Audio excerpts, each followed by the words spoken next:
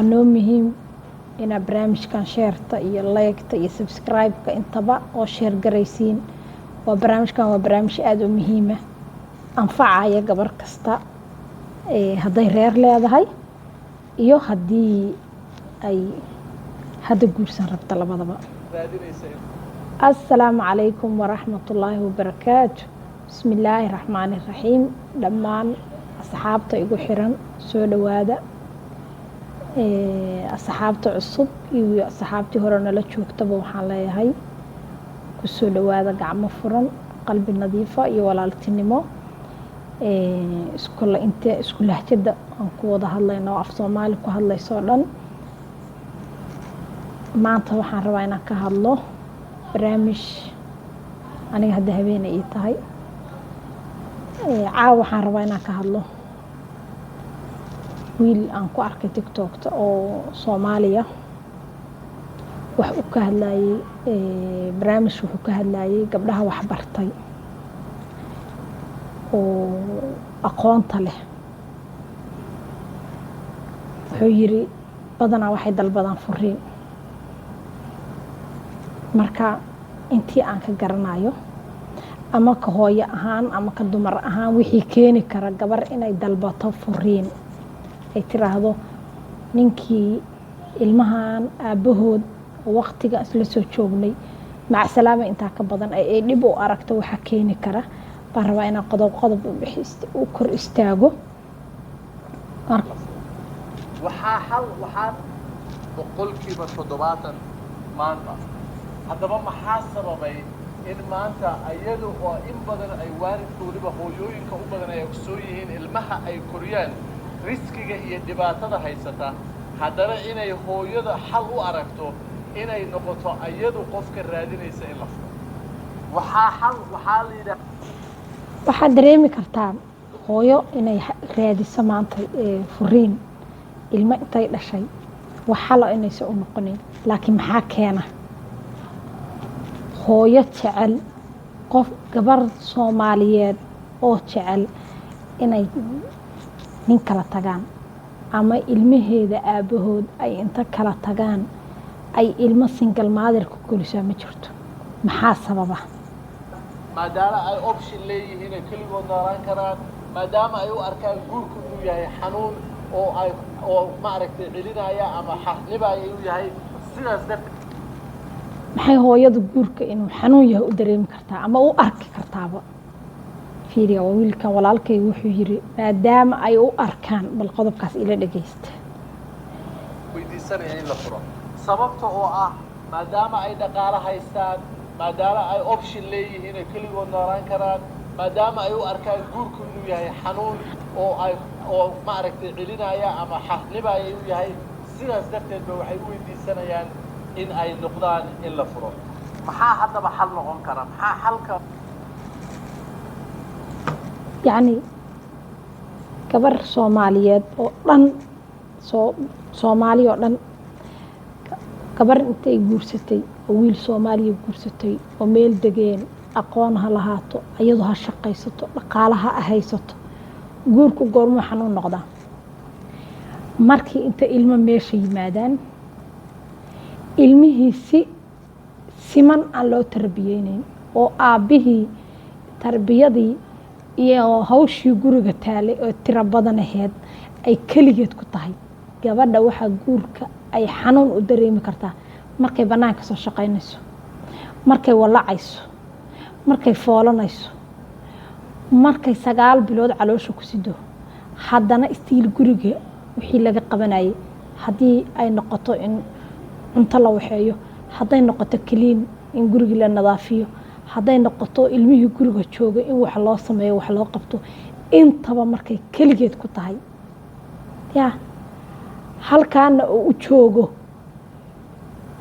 nin rabo kaliya ilmaha inuu ka dhalo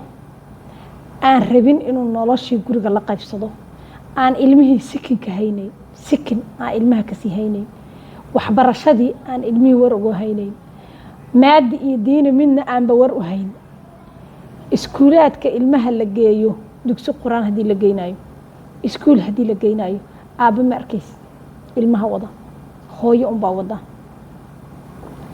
markay iskuulkii iyadu geynayso dugsigii geynayso hadday casharo wataan ay la ogaanayso hadday quraan rabaan inay akhriyaan ayadu leedahay akhriya asagoo fuul jaajara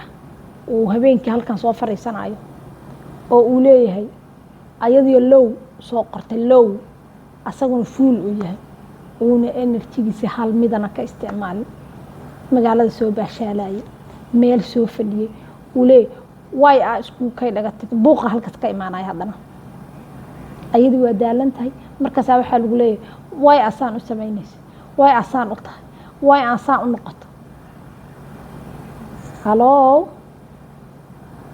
intaa markii la yiri maxay door bidaysaa gabadha intaa la yiri oo intaas oo hawla soo qabatay oo aaminna lala qabanayn lanana ogeyn ya guriga haddii noloshii guriga hadday noqoto adeeg in la doono waa iyada hadday noqoto koronto in la bixiyo kiro guri la bixiyo kulli aas waxaa moodaa ayada in la saaray markay dhaqaalo haysato waxay ku fakaraysaa maxaa dhibkiisa iyo canaaftiisa iyo dooda iyo hadalkaba ku gelinaya kaligaa la kufoo la dhac kaligaa la kufoo la dhac marka yarkan walaalkaya waxaan leeyahay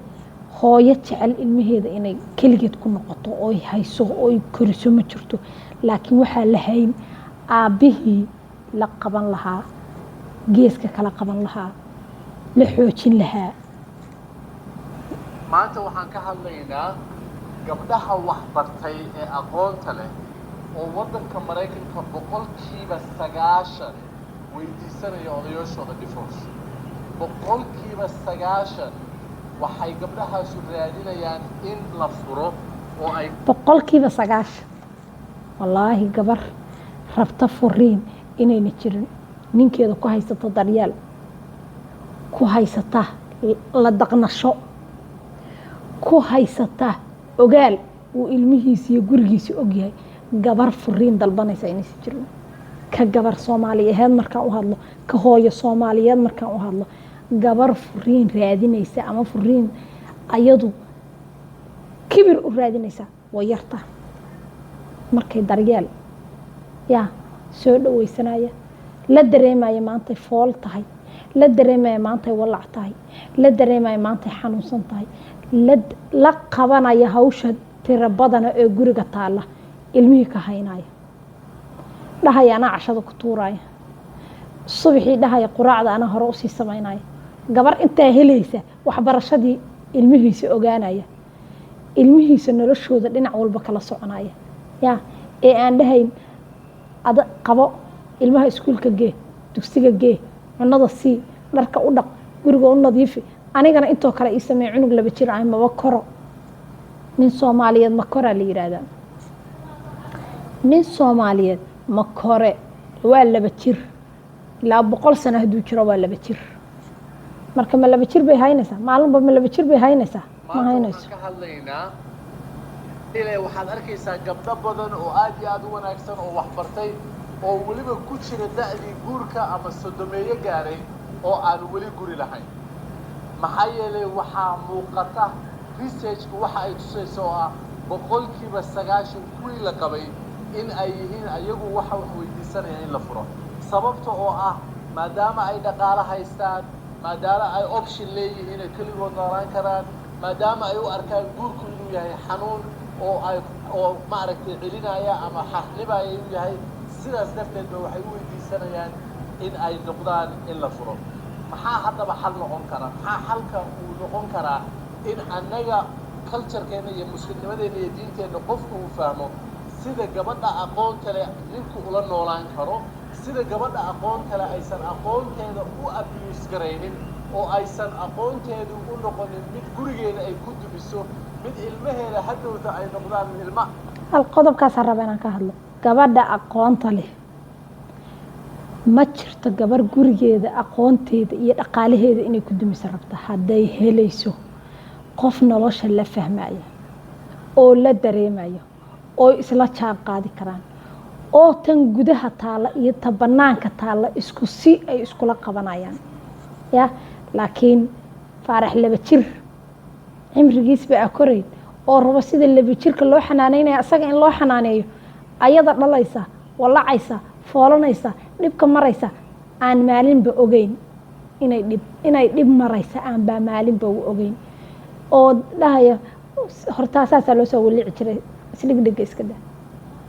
ya gabadha maalin walba hadday caawa dhasho iyo hadday walac tahayba isku si aan loogu daqnanayn wallaahi gabar Soomaaliyeed oo helaysa qof u daqnanaya oo helaysa qof shaqada la qabanaya oo helaysa garabka qabanaya inayna ka tagin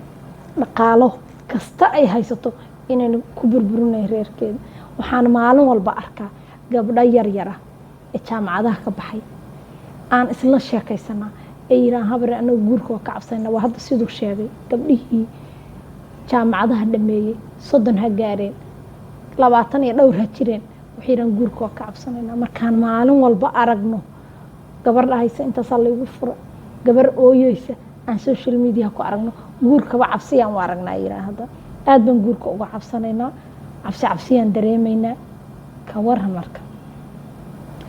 maxaa keenaya gabdhihii aqoonta la wax bartay inay cabsi dareemaan waxaa keenaya dhibka ay arkayaan indhaha saarayaan tii kasi hooyadood siday ku noolaaday arkayaan because waxay leeyihiin noloshii hooyaday nolol ka duwan aan rabaa ma rabo noloshii hooyaday ma rabo dhibaatadii hooyaday ku jirtay oo israfaadaysay oo wax walba adiga ay ahayd wax walba adiga haddii cunto guriga laga rabo waa ayada haddii nadaafad laga rabo waa ayada haddii waxbarasho ilmuhu rabaan waa ayada hadday ilaahay baa noo qoraba dhalmadii taas inna ku eersamayno inaan walacno inaan foolano inaan 9 bilo caloosha ku sidno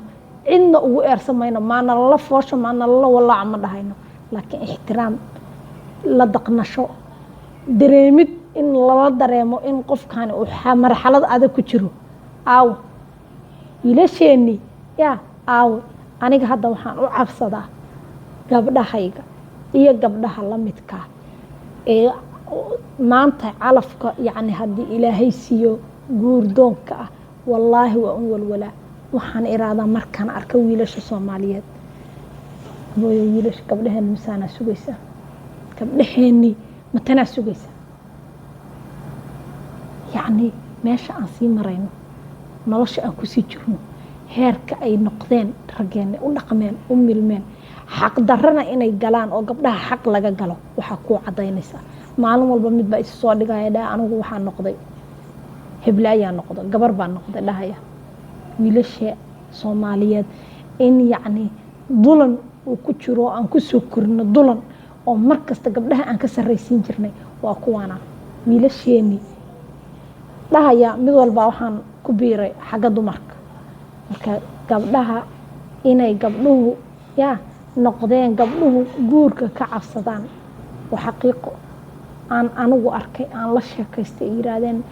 markay xitaa arkaan familo aad iskugu faraxsana oo social media ku jira oo kala taga markay arkaan waxay aad baan guurka uga cabsanaynaa maamo cabsi weyn oo guurka naga saaran maxaa keenay way cabsanaysaa gabadh wax way baratay jaahilad ma kam meeqa hooyo ka bixi lahayd kam meeqa hooyo laabta ka ooyeysa ee shilinka lagu ligliga hooyadii dhaqaale heli karto wax barataay haddayna helin qof la jaan qaadi karo nolosha la fahmayo dhinacaan kala qabanayo aan ahayn cuntada ii soo kuro miiska ii saarnina ahayn gabdhaheena uma ogeli anaga waxa ila tagay wiilka hadalkiisii hooyo waxaan ku soo gabagabaynayaa hooyo haysato daryeel haysato qof la daqnanaya haysato qof madaxa saaranaya haysato laabta gelinaya haysato marxalad kastoo ay marayso qof la dareemaya si kastay dhaqaale u haysato reerkeeda ma dumiso